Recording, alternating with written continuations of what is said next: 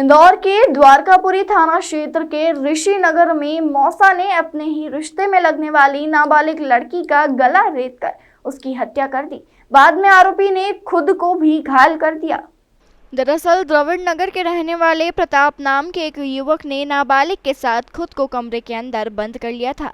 काफी समय से जब कमरा नहीं खोला तो आसपास के लोगों ने दरवाजा तोड़कर कमरे में देखा तो कमरे में नाबालिग लड़की लहूलुहान हालत में पड़ी हुई थी। उसके गले पर धारदार हथियार से वार किया गया था और साथ ही प्रताप भी घायल अवस्था में पड़ा हुआ था। मौके पर ही नाबालिग लड़की की मौत हो चुकी थी। पुलिस को इसकी सूचना दी गई और आरोपी प्रताप को अस्पताल पहुंचाया गया। मौके पर पहुंची एफएसएल की टीम और पुलिस अधिकारियों के मुताबिक प्रथम दृष्टया यह मामला नाबालिग से शारीरिक जबरदस्ती का भी लग रहा है।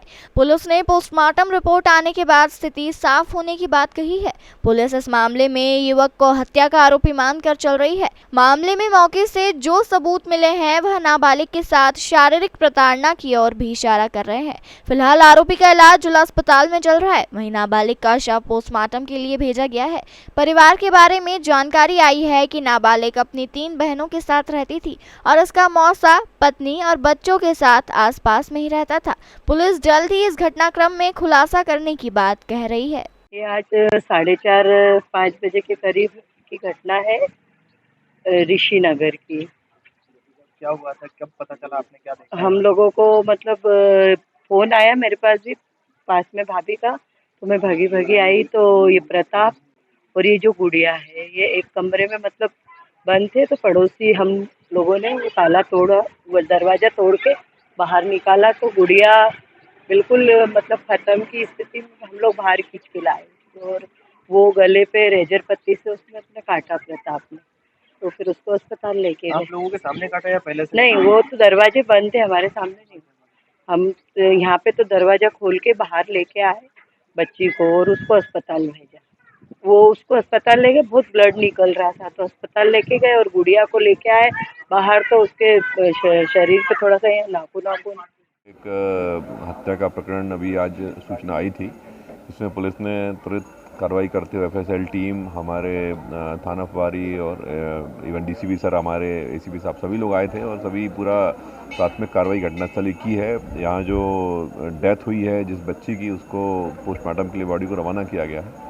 अभी तक की जो प्राथमिक जांच और जो बातें, जो कथन आदि हुए हैं, इन सबसे ये लग रहा है, यहाँ तक की जो स्थिति स्पष्ट हुई है, ये है कि जो मृतिका है करीब 16.5 साल उसकी उम्र है और ये एक घर है जिसमें 2 कमरे हैं। एक पार्ट में वो रहती है, मृतिका का परिवार रहता था, जिसमें उसके पिता, उसकी माँ और 2 बहनें और एक भाई छोटा वो रहते थे।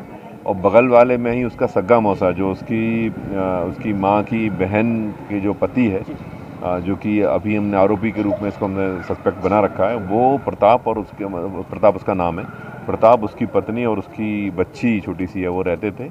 और आज का घटनाक्रम, जैसा कि आज जो सूचना आई घटना की, उसके बाद ये देखने में आया, घटनास्थल का निरीक्षण किया तो ये जो छोटा सा कमरा है, जो प्रताप का कमरा है, उस कमरे में कमरा दोनों तरफ से बंद था। और जब इन लोगों ने प्रयास किया बच्ची को कि बच्ची का दरवाज़ा नहीं खोल रही है, दिख नहीं रही है, तो इन लोगों ने दरवाजे को धकाया, उसके बाद दरवाजे को तोड़ा, ब्रेक करके देखा तो अंदर स्पॉट, जो जैसा कि इन पब्लिक के सभी गवाहों ने बताया है कि लड़की पड़ी हुई थी, लाश पड़ी हुई थी और जो प्रताप है उसका गला कटा हुआ था, उसको काफ़ी खून निकल रहा था।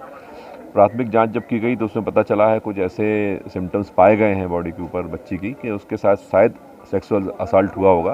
कंफर्मेशन पोस्टमार्टम डॉक्टर की रिपोर्ट के बाद होगा और संभावना, चूँकि दरवाज़ा इंटैक्ट बंद था अंदर से, इसलिए पूरी संभावना ये है कि जो प्रताप है उसने कुछ सेक्सुअल असल्ट करने के बाद हो सकता है कि उसने अपने आप को भी इंजर्ड किया हो। जिस प्रकार की वहाँ पर रेजर मिली है और हैवीली ब्लीड हुआ है उसके गले से, तो ये स्थितियाँ अभी तक की सरकमस्टेंस बनी हुई हैं और एफएसएल अधिकारी ने भी जांच करी, हम लोगों ने भी बारीकी से जांच की है।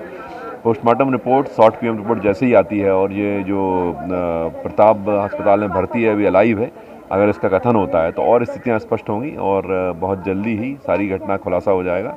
इसमें विभिन्न धाराओं के अंतर्गत प्रकरण पंजीबद्ध किया जा रहा है।